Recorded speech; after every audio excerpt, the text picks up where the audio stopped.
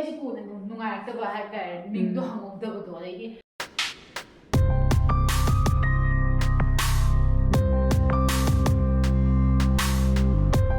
Good morning guys, welcome back to my channel. I'm Imphal khali. Sanarore hale ko irujadri ado isu makha kumaga makha da leba ko syntax to water tank to sing yaw bari yeng mo ne tangkhai ma yaw le me ko tangkhai ma yaw ri ba aduna iru toti kanda gari amta samphokya korengi na sum khak le ngai da ba ko tantan di tera kan तंत्री कांदा चाम के खाली कांदा अंता चामोगी के सी से के से थोगा पम नु वायर नु थोगा अंता चाम के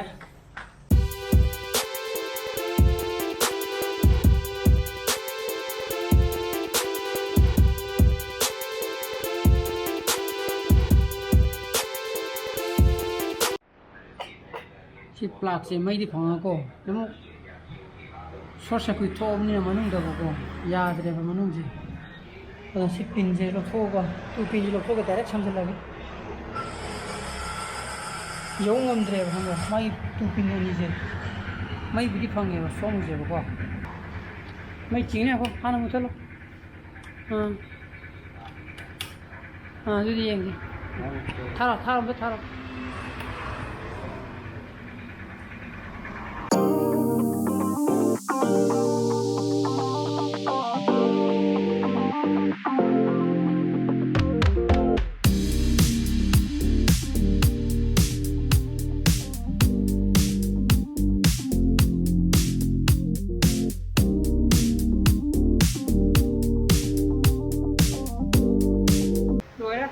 cái xong mà co,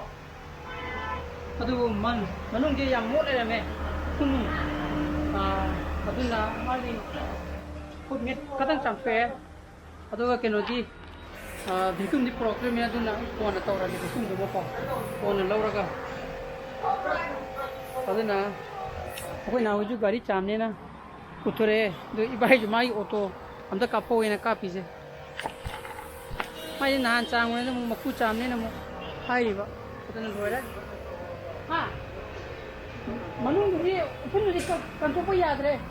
ai du dum to di katana ine ine mo patin chang ga du bi dum to ra ga yar ai pora ga be dum du katana doira hukchi pung mapan minit mapan makha mu ta gre ko iru jaba loira ai koi na ju mo pam ka pa lo le hore mo ju na pung ke jaba sat la dam pen tamu sunandagi dum haida ga dun turna nangya adi hone hagal koda dum le hoba yara ofisok dujo po bo mai tare thing diba adun wai ma sangi ko gari cham to kibje adu pai je horen la pa ten de gi mo vacuum cleaner do mo laro patare lora ga vacuum to ke na anda kino to budro Mani cactus Christmas mentro. Ngarang ni hit to blo. adu ayung mo do de si lady he si de ha na gi yung le Okay. Si ngarang ro dre he do si pom le me to. Christmas plant. Flower have a plant have. Oh Christmas cactus have. Si ju pom me.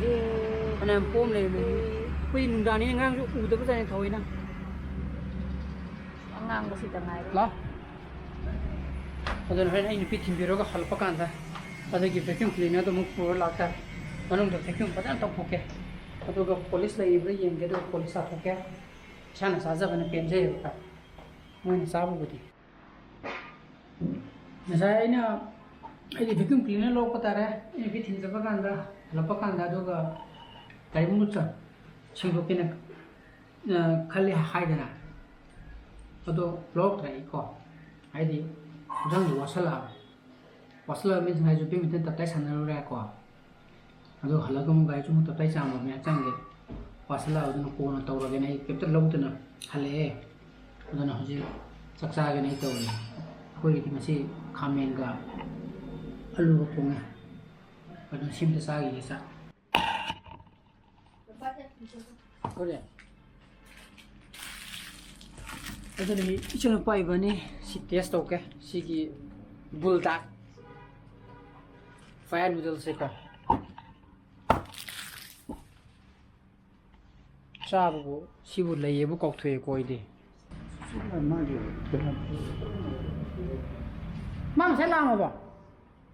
ꯃꯥ ꯉꯁꯥꯏ ꯂꯥꯛꯑꯝꯃꯕꯣ ꯍꯣꯏ ꯃꯥ ꯂꯥꯛꯑꯝꯃꯒ ꯆꯠꯂꯝꯃꯅꯤ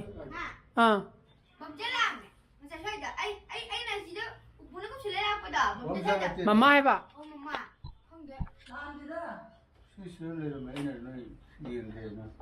ꯑꯗꯨꯗꯤ ꯃꯥ ꯀꯩꯅꯣꯗ ꯍꯥꯏꯗꯈꯤꯕꯅꯦꯕ ꯅꯤꯡꯊꯧꯈꯣꯡꯗ ꯍꯥꯏꯗꯈꯤꯕꯅꯦꯕ ꯉꯁꯥꯏ ꯃꯥ office ꯆꯠꯄꯗꯗꯤ ꯄꯨꯈꯤꯕꯅꯤ ꯑꯗꯨꯒꯤ ꯐꯥꯏꯜꯗꯣ ꯊꯅꯝ ꯌꯦꯡꯉꯨꯅꯦ ꯑꯣ ꯄꯤꯔꯝꯃꯦ ꯒ꯭ꯂꯥꯁꯅꯤ ꯈꯪꯗꯦ ꯄꯤꯔꯝꯃꯅꯤ ꯑꯗꯨꯗꯤ ꯑꯗꯨꯗꯤ ꯑꯉꯥꯡꯒꯤꯅꯦ ꯀꯥꯞꯄꯛꯏꯗꯣ ꯃꯣꯏꯒꯤ ꯅꯨꯗꯜꯁꯤꯅꯕꯀꯣ ꯃꯣꯔꯣꯛ ꯁꯥꯍꯟꯈ꯭ꯔꯦ ꯀꯔꯤꯗ ꯍꯥꯎꯔꯤꯅꯣ ꯈꯪꯗꯦ ꯃꯣꯔꯣꯛ ꯁꯥꯍꯜꯂꯒ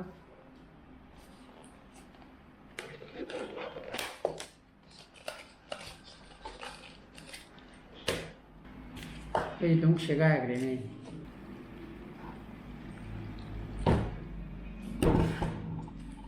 ꯁꯤꯅ ꯐꯔꯦ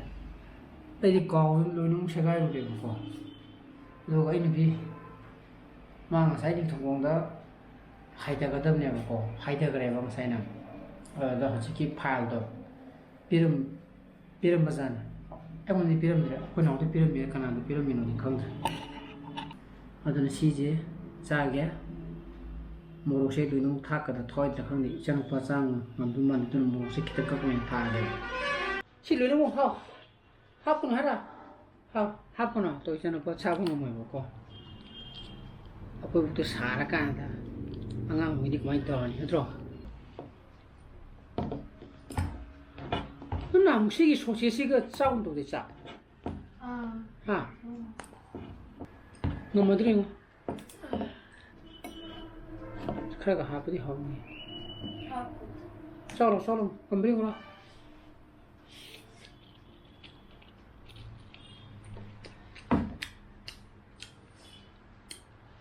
पापा दी गम्मे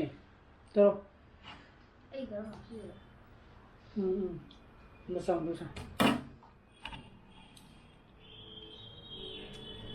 सादा बरा 뭐야 또 시부터 बाबा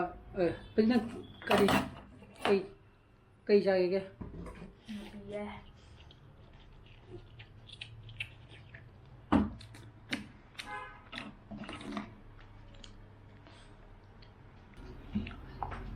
सी फ्लेवर से हावे सी ब्लैक से हमरा खंदे मोगी नूडल्स से मोर तो बे साले जे हजि का छा मनते साले जे करी खंदेबा मोरok yam sadana kara yam kaina sade be sabu yadana